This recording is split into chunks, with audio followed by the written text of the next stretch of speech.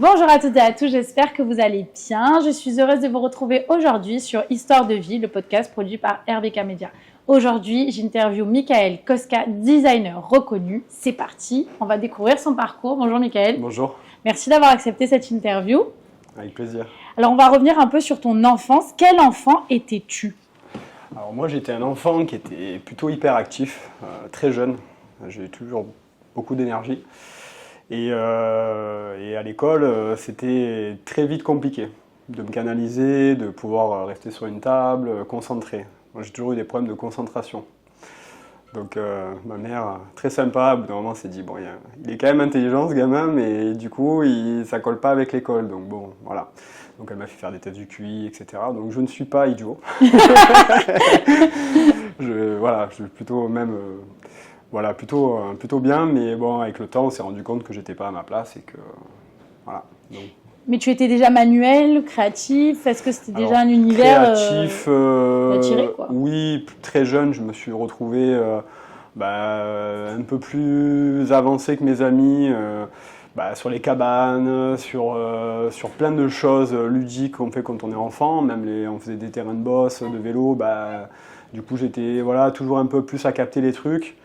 Donc ça oui, en effet j'ai toujours été très manuel et je bricolais déjà mes vélos tout petit, j'ai très dégourdi, je faisais du vélo à 2 ans alors que je marchais pas, j'arrivais à faire du vélo donc c'est sans les roulettes, donc il y avait déjà quand même un truc où je pense que j'étais plutôt à l'aise avec mes mains et mon corps et justement j'étais dans mon élément par rapport à quelque chose où je suis vraiment enfermé entre 4 murs et à faire le distinguo avec l'école par exemple. Et quel souvenir résume le mieux ton enfance ? Si tu devais nous donner un petit souvenir. Souvenir, forcément, c'est toujours une question compliquée parce qu'on en a plein de souvenirs. J'ai fait un super voyage avec mes parents avant qu'ils divorcent. C'était aux États-Unis et c'était vraiment 3 semaines géniales. C'était avec le CE de ma mère à l'époque. Et c'est quand même encore un truc où je me rappelle que mes parents étaient ensemble, encore en symbiose, etc. avant qu'ils divorcent. Et je devais avoir 6-7 ans, donc c'est des souvenirs qui sont lointains mais qui m'ont marqué parce que c'était un voyage aux États-Unis, tout est grand, on découvre vraiment une autre manière de vivre, etc.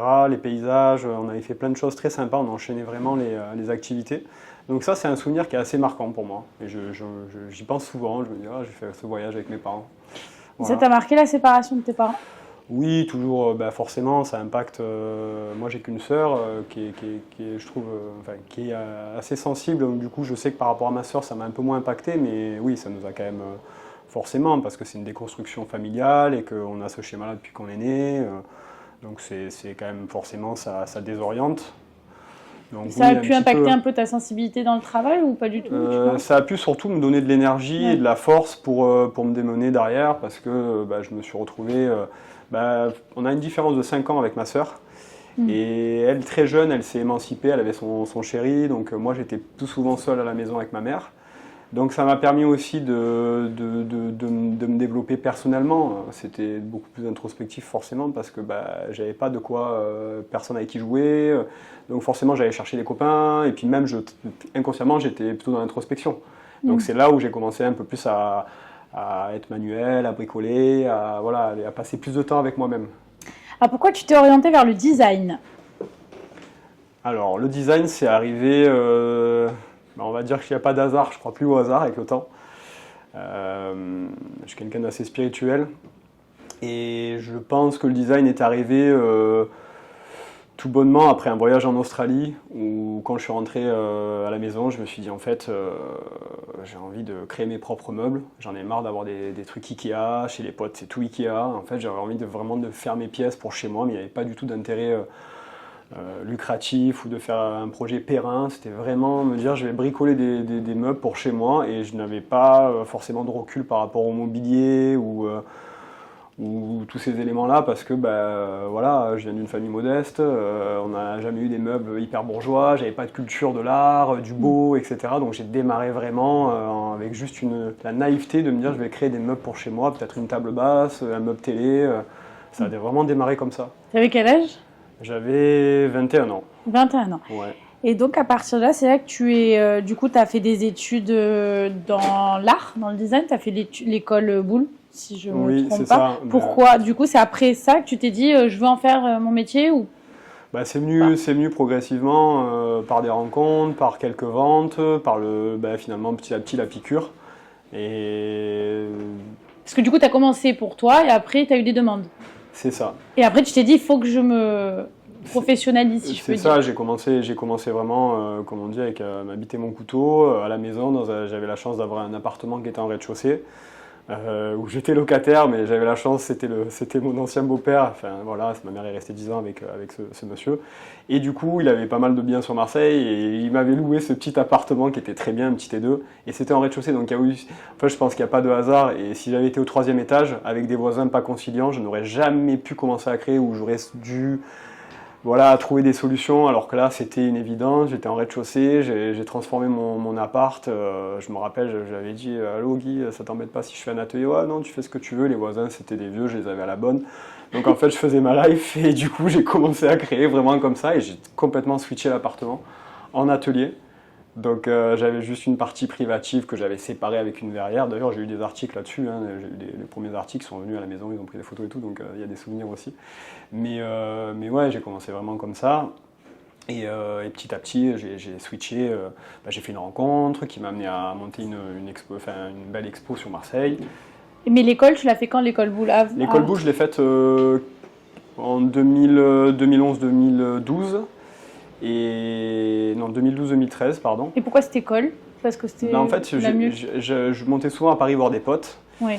Et un jour, je rencontre quelqu'un qui me dit « c'est super cool ce que tu fais, tu devrais te professionnaliser. Tu as un vrai potentiel, etc. » Et moi, j'avais vraiment une attirance pour le travail du bois. J'avais commencé par le travail du bois, donc c'était un peu naturel d'aller vers ça, plutôt que d'autres matières. Et même si je commençais un petit peu à mixer, à m'intéresser au verre, au marbre, etc., j'avais quand même déjà une vision globale de ce qu'on pouvait faire avec le mobilier, mais parce que ça faisait j'ai commencé en 2009-2010 à créer, et c'était en 2013, donc il y avait déjà pas mal de temps qui était passé, mais voilà, j'ai commencé naturellement par le travail du bois, et notamment cet ami sur Paris, Frédéric, elle était une Parisienne avec tout le recul, la culture du beau, etc., et un certain âge aussi, qui me dit tu as un vrai potentiel, il ne faut pas que tu en restes là, tu peux pas, voilà, donc il faut que tu développes ça et te professionnalises. Donc j'ai voulu gagner en expertise et je suis allé dans le travail du bois et c'était une formation pour adultes, donc c'était hors cursus scolaire. D'accord. C'était avec le Greta, donc en fait tu payes et tu accèdes à une formation et ça peut être je crois qu'à l'époque c'était de 24 ans, c'était pour ceux qui étaient en reconversion jusqu'à 35-40 ans, donc il y avait vraiment une classe, on était 30 élèves. Et il y avait tout âge, donc ça c'était intéressant. Et moi j'étais toujours le Marseillais qui arrivait en retard. En plus j'habitais dans le Marais, j'avais des potes gays, on sortait tout le temps, c'était la fête. Et du coup j'arrivais toujours en retard. C'était ma Paris, je l'ai fait à la cool complet. Et finalement je suis content parce que j'ai réussi à avoir mon CAP. Et j'ai fini 3e des 33 élèves. Donc sur l'ouvrage ébéniste quoi. D'accord. Donc voilà, c'était assez drôle comme Et histoire. ensuite tu as ouvert ton studio, donc en 2013. C'est ça. Après. Ouais. Après, quand je suis redescendu à Marseille, j'avais forcément, j'étais un peu plus motivé. Je me suis dit, je vais professionnaliser ça officiellement et je vais lancer mon statut d'auto-entreprise. Je vais me lancer un peu comme ça. Je vais monter ma marque. Voilà, donc en fait, tu n'avais pas préparé vraiment ton coup. Tu te laisses porter. Tu savais que tu voulais aller là. Je fais toujours les choses à l'instinct, moi, et je conscientise les choses, on va dire. Forcément, il y a un engouement depuis 2010. À un moment donné, je me rends compte aussi que les gens, ils sont intéressés. J'ai fait déjà quelques ventes. Voilà, comme ça, à la cool, potes de potes, des bricoles. Et puis après, je monte à Paris et je me retrouve un peu plus validé, on va dire, et confiant. Et je me dis, là, je vais vraiment faire mon job. D'ailleurs, tu as été lauréat. Le French Design, c'est quoi, en 2024? Alors, le French Design, c'est sur Paris. C'est un organisme qui encadre des designers, des architectes, artistes pour leurs ouvrages, et chaque année il y a un concours où tu peux être sélectionné, et en fait c'est pour avoir un rayonnement à l'international. Donc en fait ils promouvoient le design, l'architecture, etc. en fonction d'un projet, et après tu es sélectionné ou pas. Et chaque année il y a 100 personnes qui sont sélectionnées. Et du coup, félicitations. Merci. Est-ce que tu te rappelles de ta toute première œuvre et de ta toute première vente? Oui. Oui. Ça doit marquer ça. Ouais, c'est forcément. En fait, c'est ça qui valide un peu aussi, étonnamment, même si tout le monde te dit c'est cool, etc. Au moment où les gens te dépensent de l'argent pour... Voilà, c'est quand même aussi un budget. Je crois que la première pièce que j'avais vendue, elle était dans les 1000 balles. Et c'était avec une petite galerie qui était sur Marseille, qui s'appelait à l'époque Galerie L'Appartement. Et c'était une de mes premières œuvres vendues. Il y a une galerie, etc. À l'époque, avec les copains, c'est des bricoles, c'était vraiment des tout petits prix, c'était même pas des créas pour moi, c'était pas encore, ça me plaisait même pas. Par contre, la première pièce que j'ai trouvée plus affirmée, et voilà, là, j'ai vendu cette pièce à cette galerie. C'était un meuble télé. D'accord. Et d'ailleurs, c'est grâce à cette rencontre que j'ai switché le mobilier. Enfin, aujourd'hui, j'en fais encore, mais vraiment dans l'univers du luminaire. Mais on va peut-être en reparler. Eh ben oui, mais du coup, pour toi, ça a été un tournant, justement? Oui, parce en travaillant avec Marion, qui avait la galerie L'Appartement, elle me dit les meubles, c'est cool et tout, mais les gens ont de moins en moins d'espace. Même les riches ont moins en moins d'argent. Ils ont déjà des meubles, etc. Tu devrais essayer de faire des luminaires. Et c'est là où j'ai commencé à m'intéresser aux lampes. Et dans la foulée, j'ai dessiné quelques lampes, et notamment une qui est devenue mon objet phare de l'époque et qui m'a permis d'encore plus me faire connaître et surtout de travailler avec des boutiques. Donc moi, j'étais vraiment axé sur des pièces un peu uniques, très sculpturales. Et d'ailleurs, mes premières pièces que je vendais à la galerie avec cette galerie, c'était vraiment il y avait un côté anachronique, il y avait un mélange de styles d'époque, il y avait un côté hybride dans mes meubles. Je récupérais des meubles à Emmaüs, j'avais récupéré des morceaux de bois à la poubelle en passant, je dis tiens, ça m'intéresse, je récupérais. Et je commençais vraiment à faire des choses très sculpturales. Et c'était des pièces uniques. Mais encore une fois, beaucoup de temps passé, difficile de les vendre au juste prix. Parce qu'on n'est pas connu, parce que voilà. Et donc petit à petit, je me suis intéressé aux luminaires. Et en m'intéressant aux luminaires, j'ai dessiné une lampe qui est devenue ma lampe phare de la marque. Du coup, voilà, cette lampe, elle m'a permis de rentrer dans le monde du retail, de développer des boutiques nationales. Donc ça m'a un peu fait switcher de la pièce, type galerie, pièce unique, etc. Et là, j'ai commencé à produire en série des petites lampes et j'ai expédié mes colis. Donc j'ai travaillé avec le Bon Marché à Paris, j'ai fait des pop-up avec les Galeries Lafayette, tout ça, et voilà. Donc ça m'a permis aussi d'ouvrir ce spectre-là. Et comment tu nourris ta créativité? Qu'est-ce qui t'inspire? Alors, c'est toujours la question ça. Alors ça s'explique pas trop l'inspiration. C'est toujours pareil, elle est partout. Elle est dans une matière, elle est dans une couleur de voiture, elle est dans des rencontres qui vont te dire moi je travaille telle matière, ça va t'ouvrir encore à te dire cette matière elle est quand même pas à la base minérale, organique, tout ça qui est un peu aussi ma marque de fabrique. Et même une matière qui est pas la même, qui peut être pas forcément green, ça peut t'attirer aussi. Donc l'inspiration, elle est vraiment partout, dans le voyage, dans les gens, dans une fragrance. Il y a vraiment, c'est infini. Tu dessines tous les jours? Comment ça se passe? Quand tu as une idée, tu dessines? Tu prends des photos? Plus jeune, je dessinais beaucoup, c'était vraiment mon truc. D'ailleurs, à l'école, je passais mon temps à dessiner, à regarder par la fenêtre, à chuchoter, à lancer des gommes, à donner des gages. J'ai fait 2 ans de pension pour ma mère, mais en fait c'était 2 ans de carnage avec mes meilleurs potes qui sont encore mes meilleurs potes aujourd'hui, je veux dire. Ouais. Donc non, l'inspiration elle est vraiment partout. Il y a pas de. Et puis c'est surtout à des moments où on cherche pas forcément l'inspiration. Hein. C'est pas se dire tiens là j'ai envie de créer, il va falloir que je voyage pour m'inspirer. Non, tu peux trouver l'inspiration dans ton quotidien. Mais il y a des choses qui sont quand tu voyages, tu t'ouvres aussi à d'autres choses et tu prends le temps aussi, ton cerveau a le temps, parce que quand tu es dans ton rythme du quotidien, des fois tu as tellement de choses à gérer, à faire, etc., que tu es moins enclin à voir les choses et leur subtilité, etc. Donc c'est ça qui est intéressant. Et d'ailleurs on dit de voyager, c'est le sujet, c'est que dès que tu voyages, tu t'es détendu et là tu prends le temps. Est-ce que tu as peur de la feuille blanche ou la page blanche, tu sais? Ce truc, ça t'est arrivé ou pas? Non. Honnêtement, pas spécialement. J'ai eu des moments où j'avais des missions ou des choses à produire pour une marque ou pour une collab ou pour un client, etc. Ça m'est arrivé des moments où je n'avais plus envie de dessiner.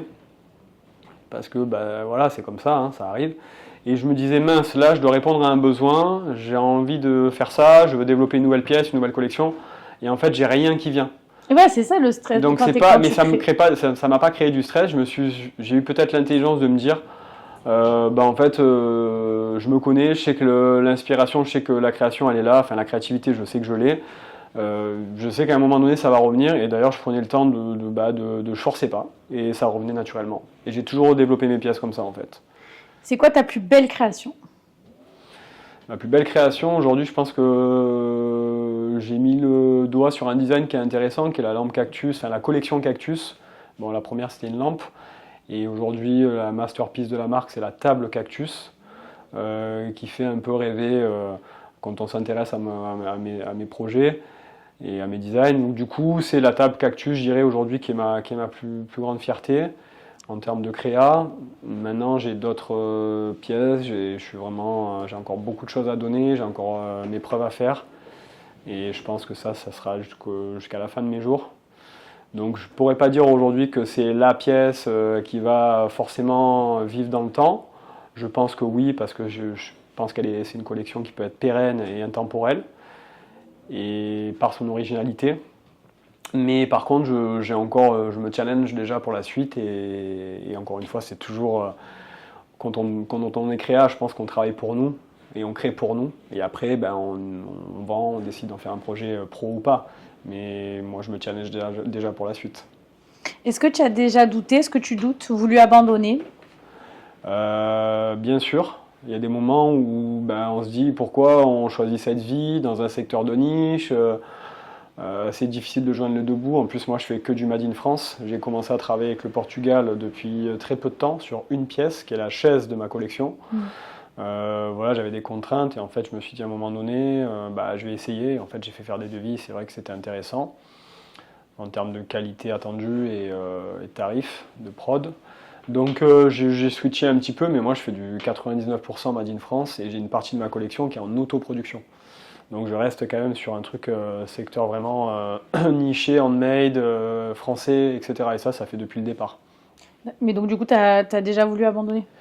Pas abandonner vraiment, mais il y a des moments où c'est dur, tu as toutes les casquettes.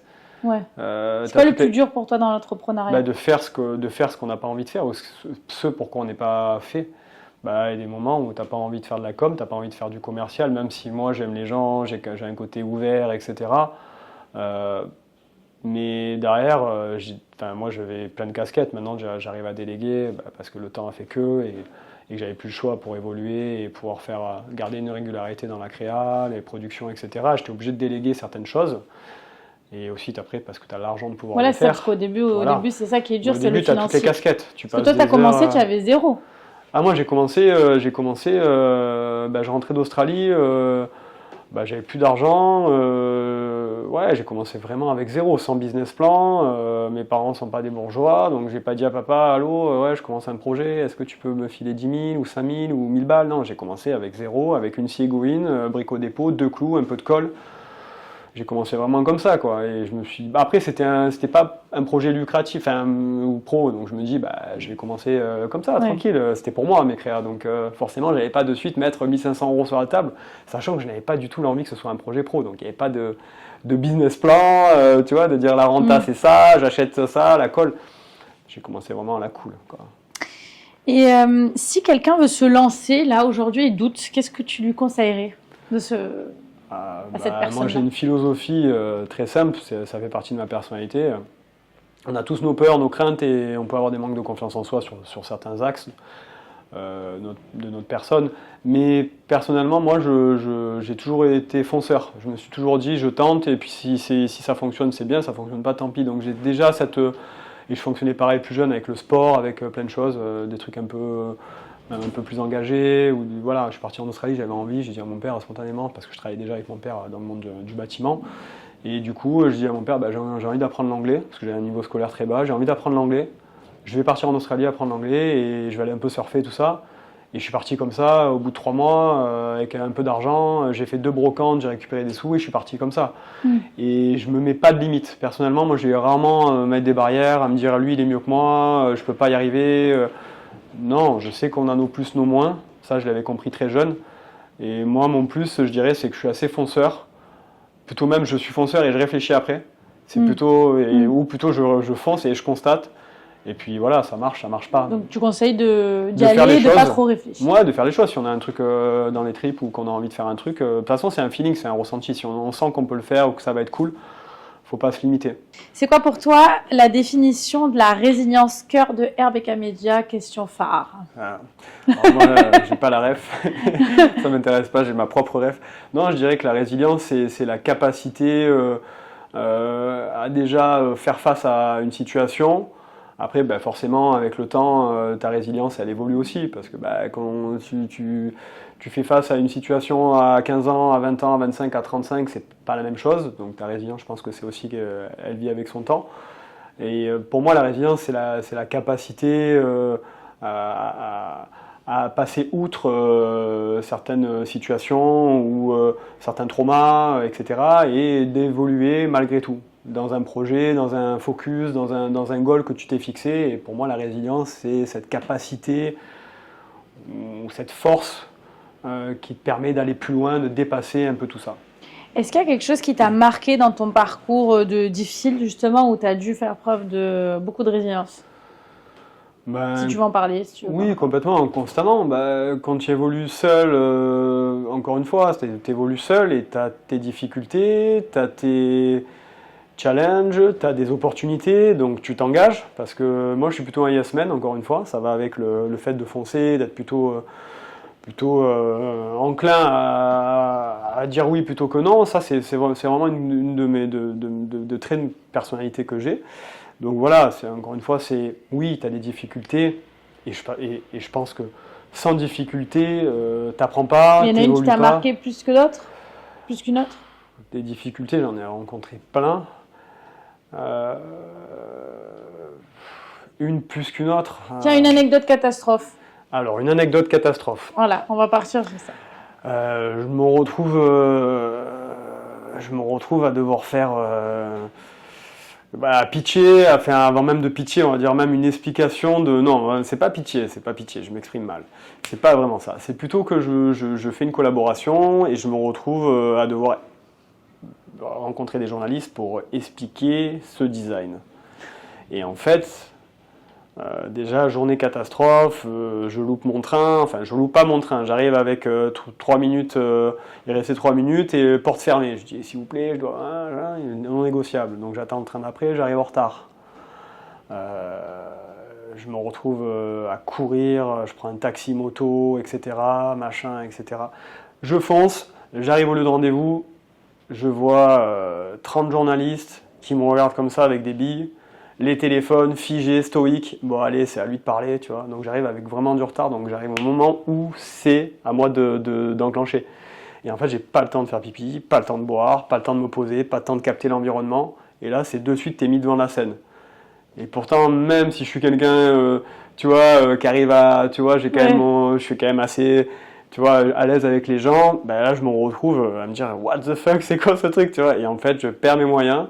Et donc, je galère à expliquer le truc et j'essaye de broder, je mets des temps d'arrêt et tout. Et pour moi, c'est un supplice parce que c'est pas du tout lié à ma personnalité. Donc, je bloque, je machin, et que c'est là. Et puis, je me dis, mais merde, en fait, là, j'arrive rien à faire. Donc, je parle plus. Horrible. Et du coup, je leur dis, je suis désolé, je perds le fil, quoi. Ouais. Et tout le monde avait capté, évidemment. Mais du coup, je me sens, voilà, et c'est une situation qui est très compliquée pour moi à gérer. Donc, je laisse passer le truc et puis après, je me retrouve derrière à discuter avec les journalistes, à expliquer mon travail.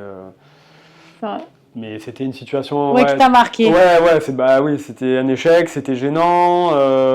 Il y avait tout le monde qui attendait une explication. Enfin, tu vois, pour moi, c'était dommage. Il y avait un mélange d'émotions qui n'était pas simple à gérer. Ouais. Donc, il y a eu une petite inertie... ça n'a pas dû être facile. Ouais, sur la journée qui a suivi, quoi. Alors, tu es papa d'un petit garçon qui a quel âge? Qui a 3 ans et demi. Qui a 3 ans et demi. Qu'est-ce que ça a changé dans ta vie, ça? Pour une personne comme moi, qui est passionnée, qui a son projet, qui le porte, etc., et qui est toujours autant à fond qu'au premier jour, je dirais que c'est un vrai changement parce que tu as une personne qui t'attend à la maison, qui a des besoins différents qu'une rencontre sentimentale. Voilà, c'est à deux que ça fonctionne. Donc voilà, naturellement, tu dois changer ton écosystème, tu dois t'organiser encore plus, et tout n'est plus tourné autour de toi. Et les projets qui nous passionnent, c'est quand même très égocentrique, malgré tout. Donc c'est ça qui est la difficulté, c'est de trouver cet équilibre. Exactement, c'est de trouver cet équilibre entre devenir père, qui est aussi un travail, parce que tu te découvres, donc c'est un nouveau job. Et voilà, et après tu as ton écosystème actuel, donc tu as aussi c'est un équilibre à trouver. Moi j'ai réussi à le faire parce que... Ta femme te le permet? Oui, parce que je sais que j'avais envie d'avoir un enfant. Oui.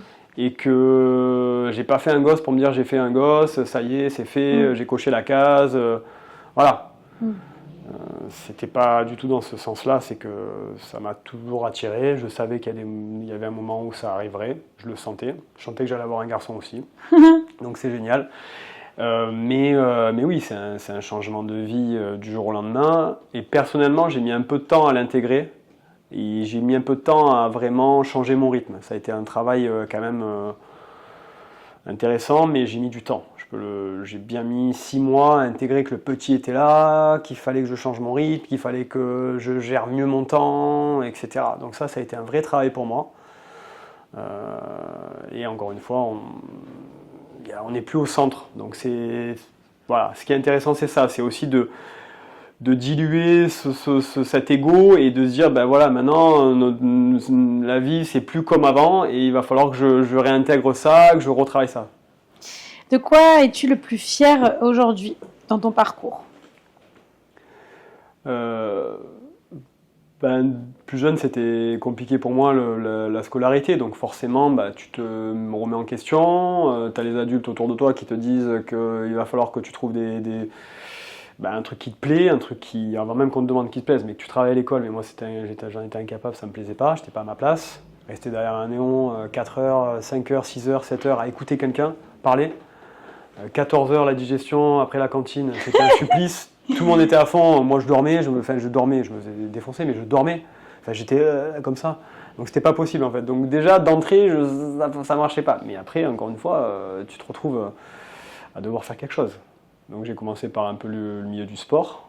J'avais envie de faire ça. Je me suis dit j'aime bien le sport, j'aime bien tout ça. Je me dis je vais peut-être faire vraiment reprendre les études et faire un truc autour du sport. Et puis j'ai eu la chance de me dire un jour je voyage et je suis parti dans ce délire-là quoi. Et donc, tu es fier de tout ce que tu as. Oui, bien sûr, parce que j'étais pas prédisposé à peut-être trouver un métier qui me plaisait, à avancer dans un projet stimulant, auquel je peux gagner ma vie décemment, être dans un univers créa que je trouve hyper riche. Donc oui, je pense que j'ai coché des cases qui dépassaient mes espérances. Et qu'est-ce que les gens ne voient pas derrière ta réussite, que tu aimerais dire là? Les gens voient souvent le résultat. Et oui. C'est souvent, forcément, c'est une interface. Donc, derrière l'interface, il y a de l'humain, il y a de la remise en question, il y a des doutes, il y a beaucoup d'heures de travail, il y a beaucoup de sacrifices aussi. C'est quoi ton plus gros sacrifice? J'en ai fait plusieurs. J'en ai fait sentimentaux, j'en ai fait financiers, j'en ai fait de temps. J'ai pas passé du temps avec mes proches. J'ai des moments où je voyageais pas, des moments où j'avais plus de thunes parce que j'avais investi dans une nouvelle collection, donc je pouvais pas me payer. J'en ai fait plein de sacrifices. Et pour toi, c'est important de faire ces sacrifices pour réussir? Je pense que c'est une phrase toute faite, mais on n'a rien sans rien. Oui. Et même ceux qui ont de l'argent, c'est pas dit qu'ils prospèrent. Non. Parce qu'il faut encore une fois bien la dépenser, il faut savoir s'entourer.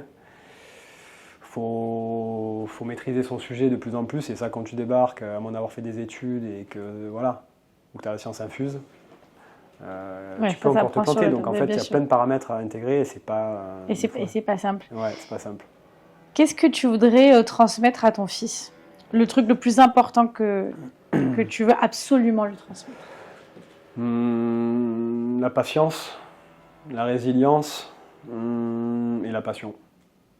Je pense que d'être passionné, ça guide. quelle que soit sa passion, je pense que d'être passionné, ça guide et ça ancre. Qu'est-ce que tu voudrais dire au Michael quand il a commencé, là? Le tout jeune Michael. Et on va terminer par ça. Ah, cette question, elle est profonde. Hein. Qu'est-ce que je voudrais dire à ce Michael? Continue, fais du mieux que tu peux et ne doute pas. Et je pense que je me suis toujours plus ou moins dit ça pour tout ce que j'ai pu faire et gagner dans ma vie. Donc, ouais, je pourrais dire continue à faire face contre vents et marées et garde ton goal, quoi. Merci beaucoup. J'ai quand même une dernière question. C'est quoi l'évolution là pour ta marque? Qu'est-ce que tu as prévu? Si tu peux nous en dire ou pas. Ouais, continuer à me faire plaisir, continuer à me développer. Mais justement, il y a des projets là qui sont prévus? Oui, bien sûr.